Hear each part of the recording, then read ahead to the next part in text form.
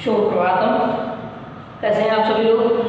आज हिंदी गद्य खंड और काव्य खंड का इतिहास पढ़ लेने के बाद आज हम सभी लोग संस्कृत खंड का पहला पाठ पढ़ने जा रहे हैं। गद्य को मैंने इसलिए विश्राम दे रखा है क्योंकि गद्य बहुत आसान होता है, आसानी से आप लोग उसको पढ़ते जाएंगे। वो भी हम संस्कृत के इस पहले पाठ के बाद पढ़ाएंगे ही, पहला पाठ गद्य का, किंतु उससे पहले एक पाठ इसको समझ लेना आवश्यक है। देखिए, हम लोगों ने काव्य खंड में एक पाठ पढ़ लिया है, काव्य साहित्य का इतिहास भी पढ़ लिए हैं, गद्य साहित्य का इतिहास भी पढ़ लिए हैं। अब इस संस्कृत खंड का पहला पाठ पढ़ने जा रहे हैं। अब एक और ध्यान देने की बात कि हम लोग हिंदी की 2 कापियां बनाएंगे, ठीक है। एक कापी में आप अपना गद्य खंड लिखेंगे, क्योंकि गद्य में लिखना बहुत कम होता है। किसी एक पाठ में 1 या 2 पद की व्याख्या शायद दी जाए, तो पैराग्राफ, या फिर संस्कृत ही उसमें लिखते हैं, ठीक है। तो संस्कृत और जो आपका कहानी हो उसको एक में कर लेंगे, गद्य साहित्य का इतिहास में उसी में लिखेंगे।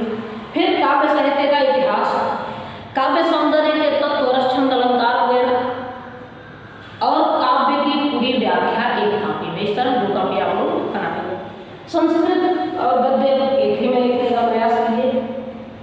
एकांकी भी उसमें आ जाएगी क्योंकि छोटे छोटे पाठ हैं, काव्य में व्याख्याएं ज़्यादा होती हैं। काव्य का इतिहास जो भी सारणी वगैरह बनानी वो बना लीजिए, कापियाँ पूरी कर दे रही।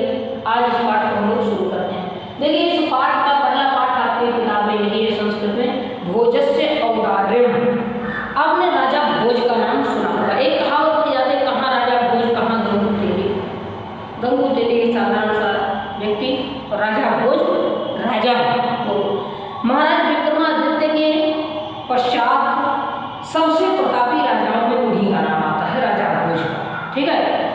तो राजा भोज बड़े दानवीर थे, बड़े यशस्वी थे, बहुत वीर थे। आप कभी उनके बारे में पढ़िएगा इतिहास में। तो भोजस्य अर्थात भोज की, औदार्यम अर्थात उदारता, राजा भोज की उदारता हम लोग आज पढ़ने जा रहे हैं।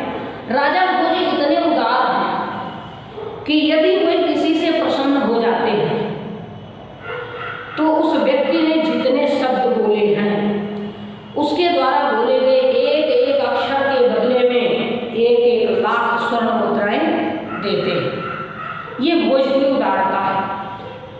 इन्हीं भोज की कहानी पढ़ते हैं हम लोग। इसमें 4 श्लोक पढ़ने हैं, चारों थोड़े कठिन से भी हैं और समझेंगे तो आसान भी लगेगा।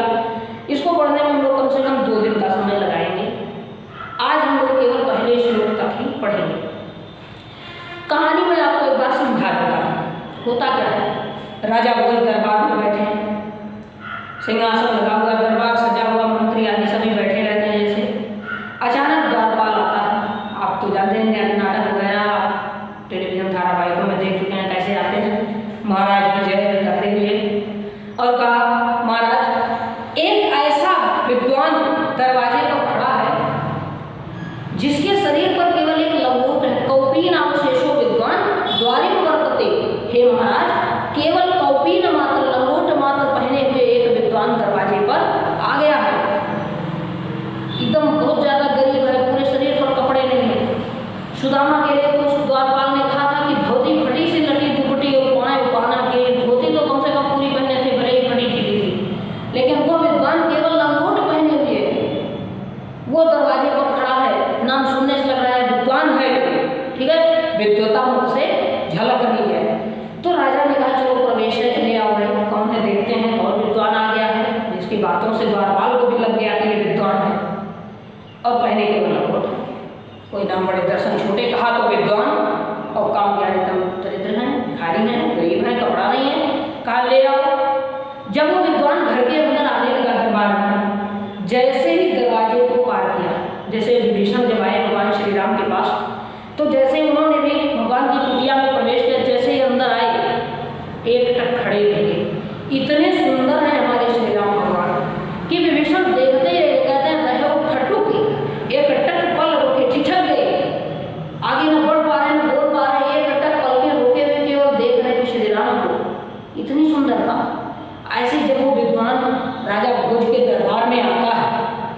भोज को देखा सिंहासन पर, भोज के बारे में सुन रखा है कि जब भी वो दान करते हैं तो गरीबी लोगों की गरीबी एक ही बार में दान करके मिटा देते हैं। तो विद्वान ने भोज को देखा तो सोचा कि आज अवश्य ही मेरी दरिद्रता का नाश हो जाएगा।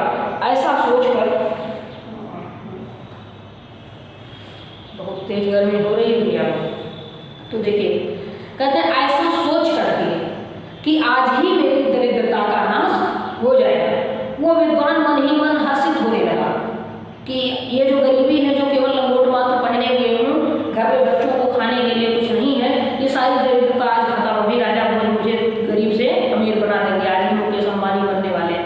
यही सोच करके वो संतुष्ट होकर, मन ही मन संतुष्ट हो गया पहले से दान पाने के पहले। केवल भोज को देख कर ही वो विद्वान ऐसा संतुष्ट हुआ कि प्रसन्नता से आंसू बहने लगा, खुशी के आंसू आ गए आंख में। अब तो गई गरीबी, आज के बाद हमारे तो अच्छे दिन आ गए। फिर तो देखा भोज ने कि यह व्यक्ति जिसे द्वारपाल ने कहा परम विद्वान है, ये मुझे देख कर ही रोए जा रहा है। तो उसने कहा, हे कविराज, हे विद्वान, किम रोदिषि, क्यों रोते हो, तुम्हारे दुख का कारण क्या है? तो बेचारे ने बड़े दुख से आंसू पोंछते हुए कहा, महाराज सुनिए, मेरे घर की क्या स्थिति है, घर की कितनी गरीबी है। आप जानते हैं गाँव में, मोहल्ले में आप देखिए गली गली सड़कों पर फुटकर विक्रेता जो होते हैं अपनी गाड़ियों पर, मोटरसाइकिल, साइकिल, ठेले पर कुछ ना कुछ बेचते हुए चलते रहते हैं। तो जब वो बेचते हुए जाते हैं, आवाज़ लगाते हैं जोर से, कोई भी चीज़ खाने की, खिलौने की, मिठाई की, कुछ भी हो, सब्जियाँ होती हैं, आप देखिए घर के बड़े लोग भी देख लेते हैं क्या है, बच्चे खासकर उत्साहित हो जाते हैं। गाँव में तो आप देखिए आज भी वो कबाड़ वाले जो टूटी फूटी चीज़ें लेकर भी वो मूंगफली, रामदाना, ये सब चीज़ें करते हैं, बच्चे उनके पीछे दौड़ पड़ते हैं। आता वो जो बुढ़ी के बाल वाला, वो भी कुछ भी कागज भी उसको 4 पन्ने का लेकर चले गए तो कागज में पुड़िया बना कर दे देता बच्चों को। ऐसे ही बच्चे कुछ भी विक्रेता की आवाज़ मात्र सुन लें, आप देखिए जब आइसक्रीम गर्मियों में बिकने आती है तो वो अपना वो जो बजाने वाला लिए रहते हैं उसको दबाते हैं, वो आवाज़ होती है, बच्चे उसी पीछे दौड़ पड़ते हैं, बस आ गया आइसक्रीम वाला, बर्फ वाला, जो भी है। तो ऐसे ही उस ब्राह्मण के घर की दशा है। अब बच्चे तो दौड़ेंगे ही, इसलिए हुआ क्या कि रास्ते से ऐसे कहीं खील बेचने वाला, खील आप जानते हो क्या होता है, धान की जो लाई होती है। आप देखिए जब कभी गाँव में भागवत वगैरह पढ़ती है, नाग पंचमी पड़ेगी, जब नाग देवता को चढ़ाने के लिए धान को ही भून देते हैं, चावल नहीं भूनते, धान को भून कर जो लाई बनाते हैं उसी को खील कहते हैं। दीपावली बड़ी घर घर में आती है, लक्ष्मी गणेश की पूजा में इसका इस्तेमाल करते हैं। तो खील बेचने वाला आया, रास्ते से जोर से चिल्लाया, तो ब्राह्मण उस विद्वान जो आया भोज के यहाँ, उसकी पत्नी ने सुन लिया।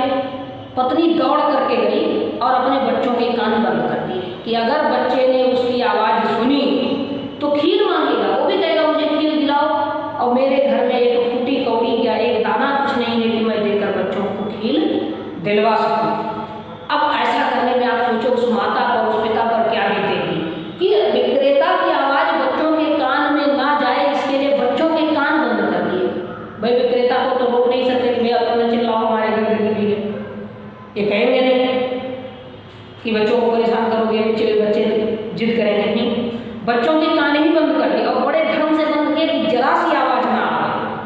और ऐसा करते हुए उस ब्राह्मणी के, उस विद्वान पुरुष की जो स्त्री थी उसके आंखों में आंसू आ गए, आंखें डबडबाए हुए वो ब्राह्मण की ओर ऐसी दुख भरी दृष्टि से देखती है कि ब्राह्मण भी आहत हो गया, वो विद्वान भी आहत हो गया, रोने लगा।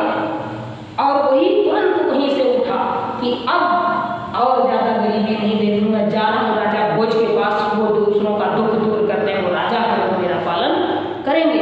और आकर भोज से कहता कि हे महाराज, मेरी पत्नी ने वो इतनी दुखी होकर मुझे देखा है कि उसकी वो निगाहें, उसकी वो देखने की, उसकी वो दृष्टि मेरे हृदय में कांटे की तरह चुभ रही है, और इस दुख रूपी कांटे को निकाल कर मेरा उद्धार आप ही करोगे, इसीलिए मैं आपके पास आया हूँ।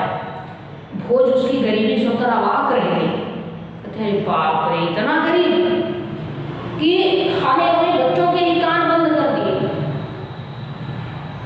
कहते हैं शिव शिव हे भगवान। उसी समय जितने शब्द उस विद्वान ने बोले थे, हर शब्द के बदले में 1-1 लाख स्वर्ण मुद्राएं उस ब्राह्मण को दे दिया, इतना उसको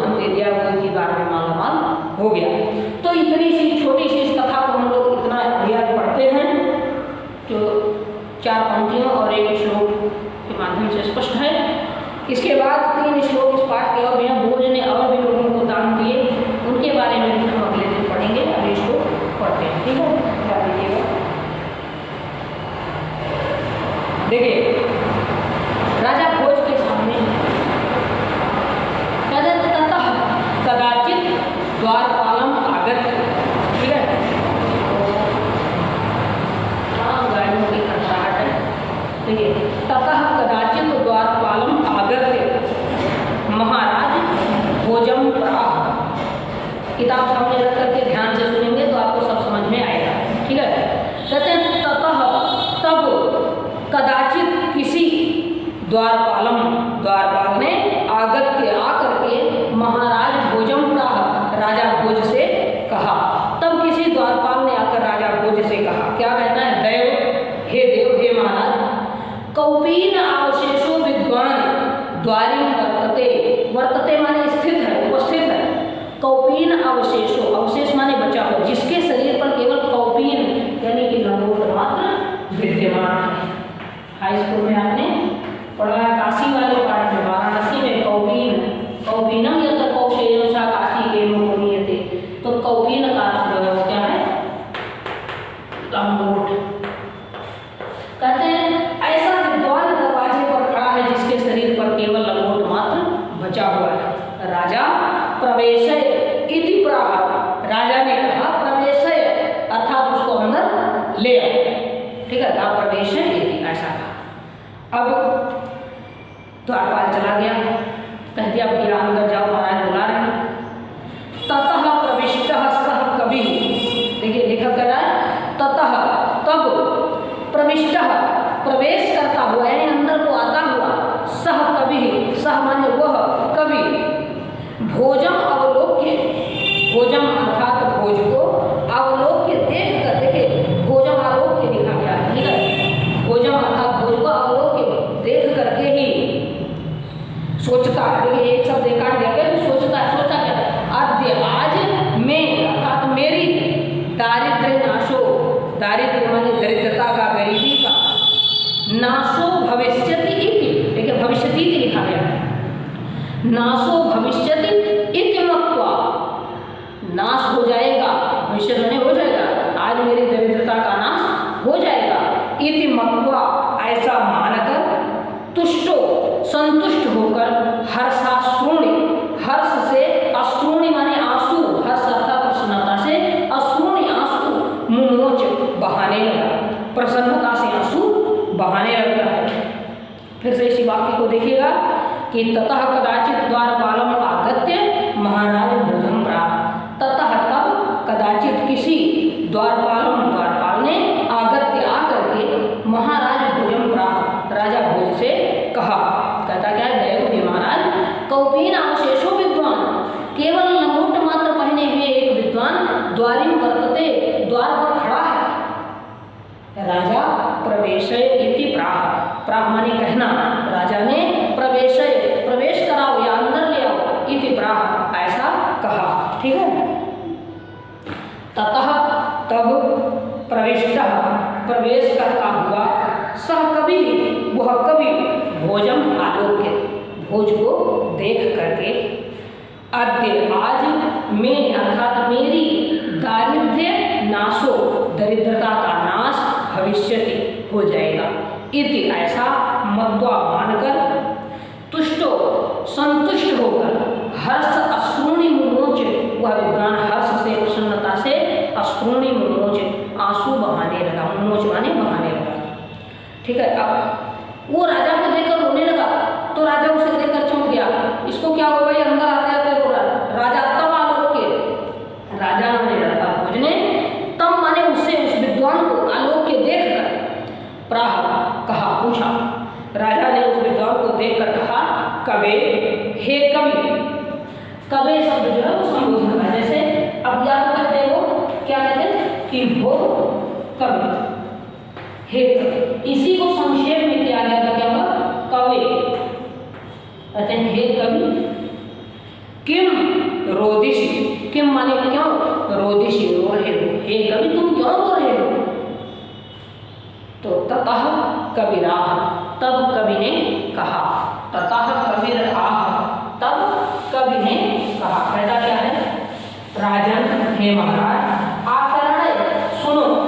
कहता हे महाराज सुनो, मद गृहस्थितिम, मद माने मेरे, गृहस्थितिम घर की स्थिति। कहता हे महाराज राजन, आकरण मम गृहस्थितिम, हे राजन मेरे घर की स्थिति सुनो। ठीक है, अब इस श्लोक को मैं एक बार यहाँ लिख करके आपको समझा देता हूँ, जिससे आप सभी लोगों को किताब के साथ साथ कोई भी समस्या न होने पाए। ठीक है,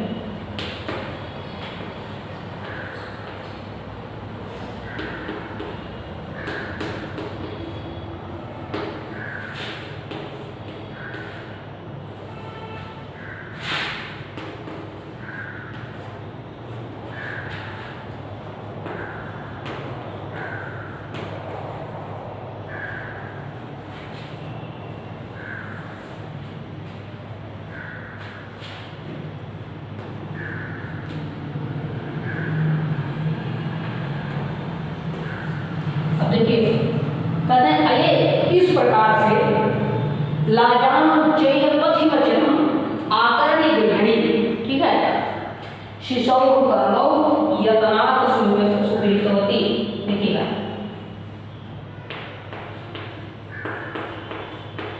शिशौ कर्णौ यतनात् सुपिहितवती। पिहित करने का मतलब होता है बंद करना, और सुपिहित का मतलब बहुत अच्छी तरह से, और वती शब्द ले रहा क्योंकि स्त्री ने बंद किया है। सुपिहितवती दीन वदना, एक माता के लिए इससे कष्ट की कोई बात नहीं कि उसके बच्चे भूखे रहे। ठीक है, दीन वदना मतलब बड़े दुखी मन से, वदन का के नाम दुख। ठीक है, दीन वदना दीन मन से। मैं क्षीणो पाए, वो विद्वान अपने ले जाता मैं माने अगर मुझे क्षीण उपाय, उपायहीन जिसका उपाय क्षीण हो गया है, मैं क्षीण उपाय यद् इस प्रकार से, यद् इस प्रकार से, यद् दृशाव, दृशाव माने देखा, अश्रु बहुले। ठीक है, इसे मिला दिया गया, दृशाव अश्रु बहुले, बहुले माने बहाते हुए, वही मनोज जो शब्द है। दृशाव माने देखा, अश्रु बहुले आंसू बहाते हुए। तो विद्वान को क्या हुआ? कहता तदंतः सत्यम में, तद माने वह दृष्टि। देखिए तदंतः, अंतः माने हृदय में, शल्य माने होता है कांटा, तदंतः शल्यम में। ठीक है, और राजा से क्या कहता है? तोमसी, तोमसी माने तुम, माने तुम, आसी माने वो। ठीक है, पुनरुद्धर उचितः। देखिए तीन शब्द हैं, पुनः,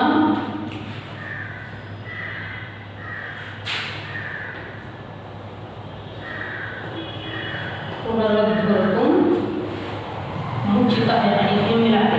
ठीक है, इसको जब हम लोग तोड़ेंगे तो ये होगा पुनः उद्धर्तुं उचिता, तीन शब्द। ठीक है, अब देखिएगा कहता क्या है वो ब्राह्मण, वो विद्वान राजा भोज से कि हे राजा भोज सुनिए, आज जब खील बेचने वाला मेरे घर के बगल से निकला तो रास्ते पर से उसकी आवाज़ को सुन करके मेरी पत्नी ने बच्चों के कानों को बड़े प्रयत्न से ठीक प्रकार से बंद कर दिया, और दीन होकर, बड़ी दुखी होकर, आंसू बहाते हुए मुझ गरीब की ओर, मुझ उपायहीन की ओर इस प्रकार से देखा कि उसकी वह दृष्टि, उसके देखने का वो कष्टपूर्ण तरीका, शल्य में, शल्य का कांटा, शूल कांटे की तरह मेरे मन में चुभ गया।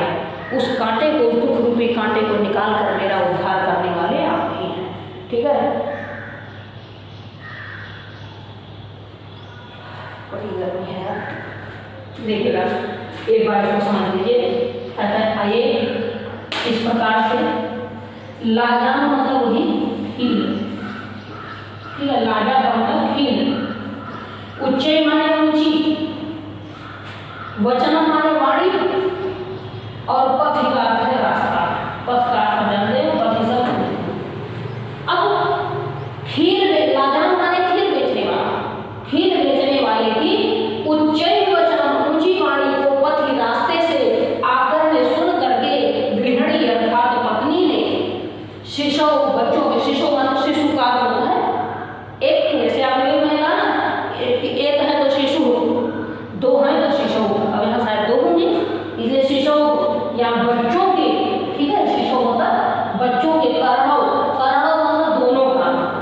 यत्नात् प्रयत्नपूर्वक सुपिहितवती, मैंने बोला पिहित करने का मतलब होता है बंद करना, सुपिहितवती अच्छी प्रकार से बंद कर दिया कि बिल्कुल आवाज ही न जाए कान में, ठीक है।